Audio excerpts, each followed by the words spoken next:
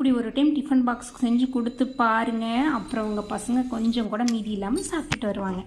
எப்படி செய்யுதுன்னு பார்க்கலாமா? ஃபஸ்ட்டு ஒரு 3-4 சப்பாத்தி போட்டு எடுத்துக்கலாம். போட்டு இதை ரோல் பண்ணி நல்லா கட் பண்ணிக்கலாம். கொஞ்சம் எண்ணெய் தாராளமாக ஊற்றி வெங்காயம் அப்புறம் கருவேப்பிலை போட்டு நல்லா வதக்கிக்கலாம். வதக்கிக்கும் போது நம்ம இஞ்சி பூண்டு பேஸ்ட்டு ஒரு ஸ்பூன் மாதிரி ஆட் பண்ணிக்கலாம். நான் 2 தக்காளி எடுத்து நல்லா அரைச்சி வச்சுருக்கேன். அப்போ தான் அந்த ஜூஸினஸ் கிடைக்கும். இல்லைன்னா மத்தியானம் சாப்பிடும்போது கொஞ்சம் ட்ரை ஆகிடும். இப்போ இதில் மசாலா ஆட் பண்ணிடலாம். மிளகாத்தூள், மஞ்சள்தூள், உப்பு, கரம் மசாலா 1/2 ஸ்பூன் எல்லாமே சேர்த்து வதக்கிடலாம். மிக்ஸி ஜாரில் இருக்கிற கொஞ்சம் ஒட்டிகிட்டு போது அதை வேஸ்ட் பண்ணுவேன்னா, அதனால் கொஞ்சமாக தண்ணி ஊற்றி இப்படி குலுக்கி எடுத்துட்டோம்னா எல்லாமே அதில் வந்துடும். இப்போ நம்ம கட் பண்ணி வச்சுருக்க கேப்சிகம் அண்ட் கேரட்ஸ் ஆட் பண்ணிடலாம். உங்கள்கிட்ட முட்டைக்கோஸ் பட்டாணி இருந்தால் கூட ஆட் பண்ணிக்கலாம்.